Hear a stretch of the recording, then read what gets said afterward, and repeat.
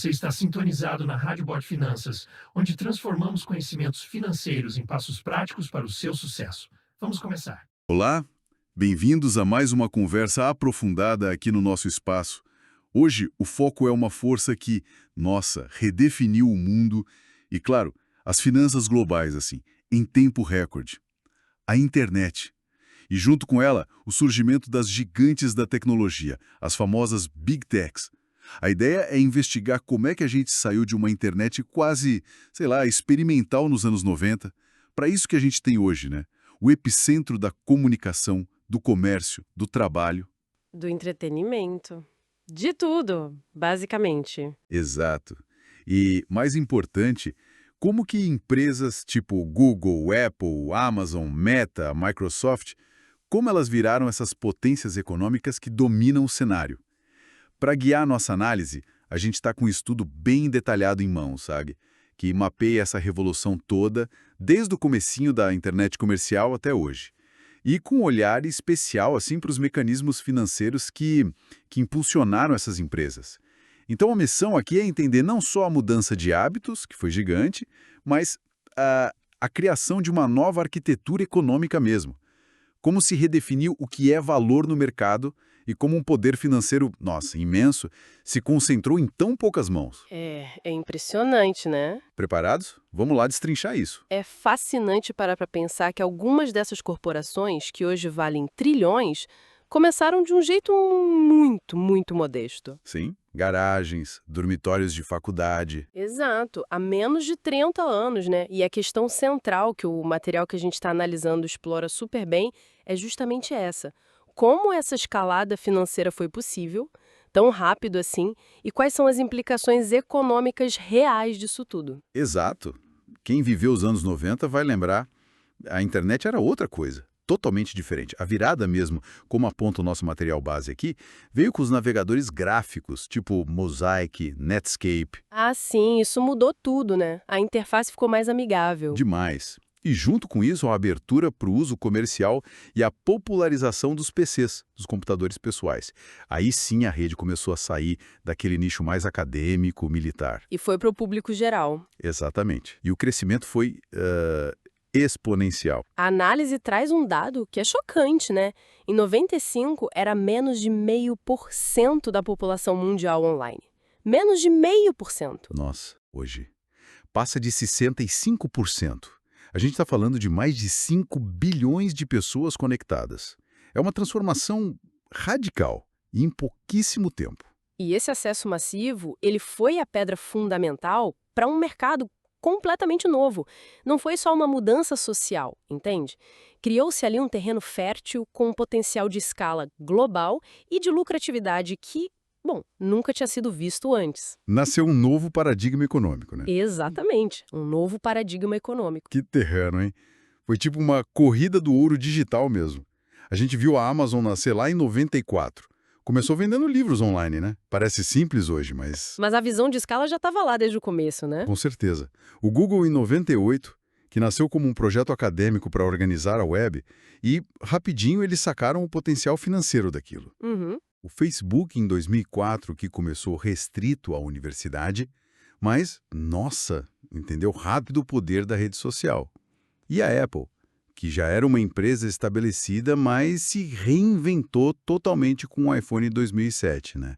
Criou um ecossistema móvel que virou uma máquina de fazer dinheiro. E o ponto crucial aqui que o estudo detalha muito bem não é só o crescimento em si, é a criação de modelos de negócio disruptivos, muitos deles baseados em dois pilares que a internet permitiu numa escala sem precedentes: dados Ah, os dados. e o efeito de rede.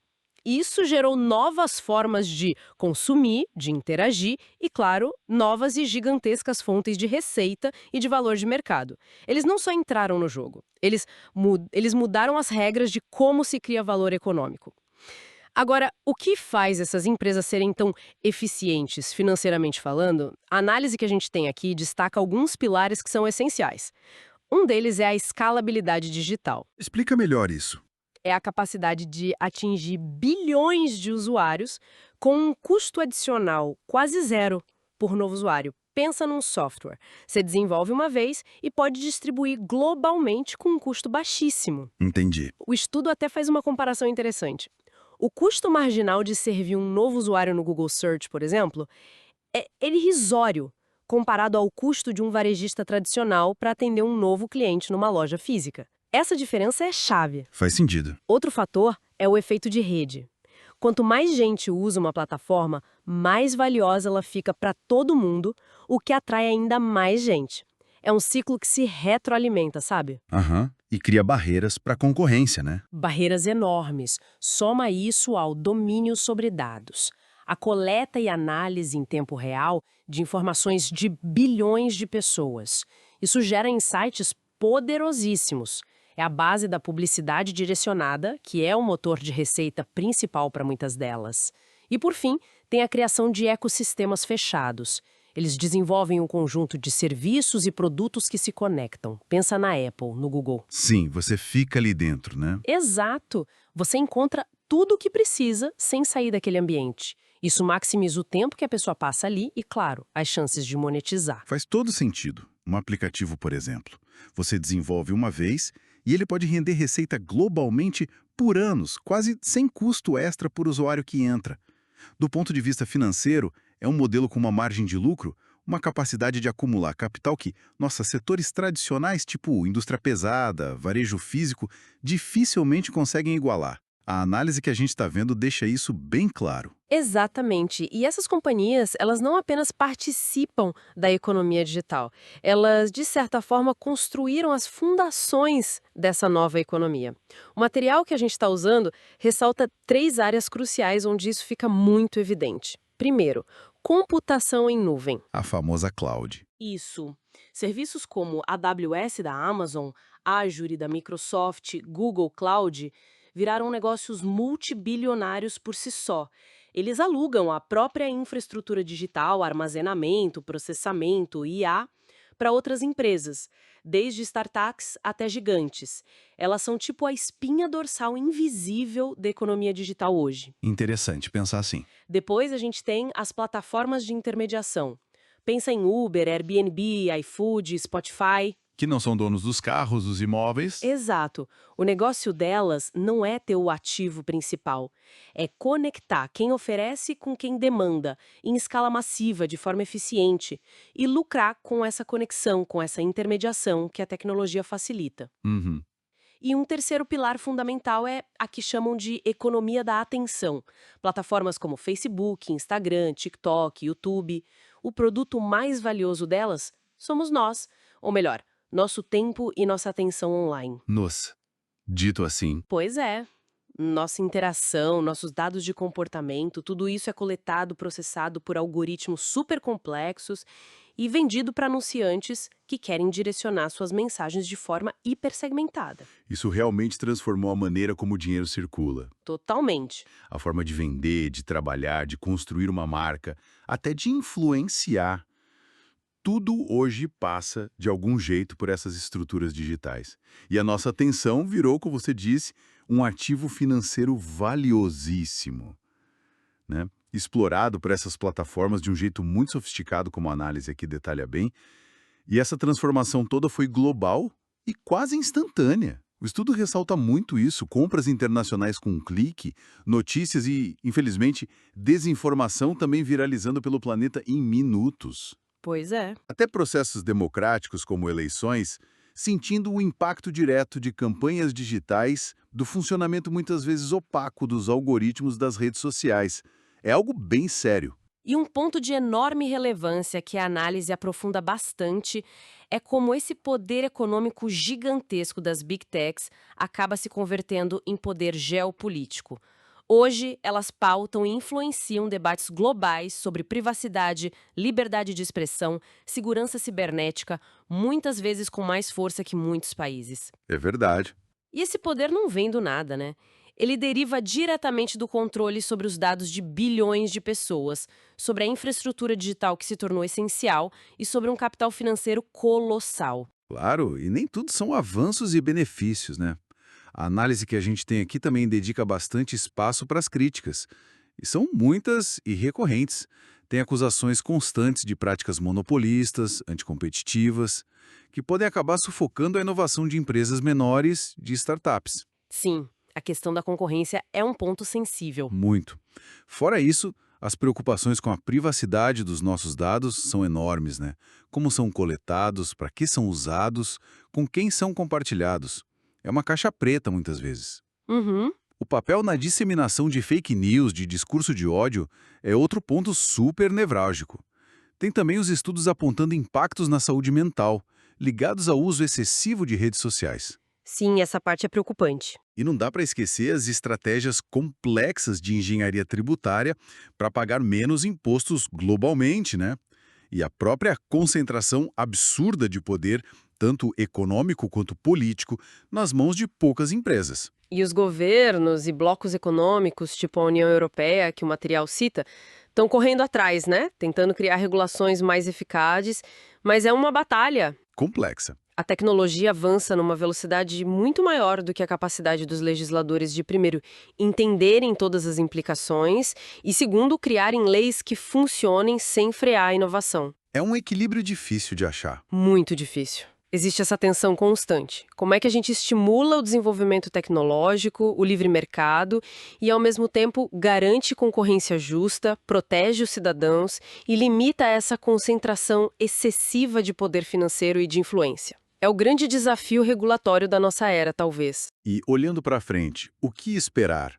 O material que a gente analisou aponta algumas tendências bem claras, que já estão acontecendo e nas quais as Big Techs estão, claro, investindo bilhões. A inteligência artificial, por exemplo, se tornando onipresente e integrada a tudo. Sim, a IA tá vindo com tudo. Vemos também o desenvolvimento da realidade aumentada, do metaverso. São projetos super ambiciosos de empresas como a Meta, a Apple. Que ainda buscam seu lugar ao sol, mas o investimento é pesado. Com certeza. Tem também o potencial disruptivo das criptomoedas, da tecnologia blockchain, que permite transações seguras sem um intermediário central. Isso desafia diretamente o sistema financeiro tradicional, né? Desafia e muito. É outra frente de transformação. E, claro, a automação e a robótica, que prometem remodelar o mercado de trabalho de formas que a gente ainda está só começando a entender de verdade. E as Big Techs estão bem na linha de frente dessas transformações todas. Elas têm um poder de investimento gigantesco para definir os próximos capítulos. E isso nos leva a uma questão central que a análise levanta. Qual vai ser o próximo grande modelo de negócio disruptivo a emergir dessas tecnologias? E como ele vai reconfigurar mais uma vez o cenário do poder financeiro global? A pergunta de milhões, né? Ou trilhões do caso delas. Exato. O estudo questiona de forma bem pertinente até onde vai essa capacidade de expansão e de concentração delas. Existe um limite? Então, para a gente ir amarrando nossa conversa, baseada nessa análise detalhada, fica claro que a internet e as Big Techs não são só um capítulo da história recente. Elas formam a própria infraestrutura da nossa civilização digital atual. As implicações econômicas, financeiras, são profundas e afetam diretamente nosso dia a dia, nosso bolso, nosso trabalho, nossa sociedade como um todo. Compreender essa trajetória, sabe? Como essas empresas acumularam tanto capital, tanta influência a partir da tecnologia, como o estudo ajudou a gente a ver hoje é crucial. Não é só sobre entender de tecnologia, é sobre entender as forças econômicas e de poder que estão moldando o presente e, principalmente, o futuro. Um futuro que já está sendo construído agora, em tempo real. Fica aqui, então, uma provocação final para a gente refletir. À medida que essas empresas se tornam ainda mais essenciais nas nossas vidas, controlando tanto capital, tanta infraestrutura, tantos dados, como é que a gente encontra o equilíbrio? Como aproveitar a conveniência, os benefícios que elas trazem, sem nos tornarmos excessivamente dependentes delas, tanto economicamente quanto informacionalmente falando? Onde é que fica a fronteira saudável disso tudo? Uma boa pergunta, né? Bom, muito obrigado por nos acompanhar nesta análise. Esperamos que tenha sido esclarecedora e que tenha provocado aí boas reflexões. Até a próxima! Esperamos que você tenha aproveitado as dicas de hoje. Fique ligado na Rádio Bot Finanças para continuar evoluindo na sua jornada. Até o próximo!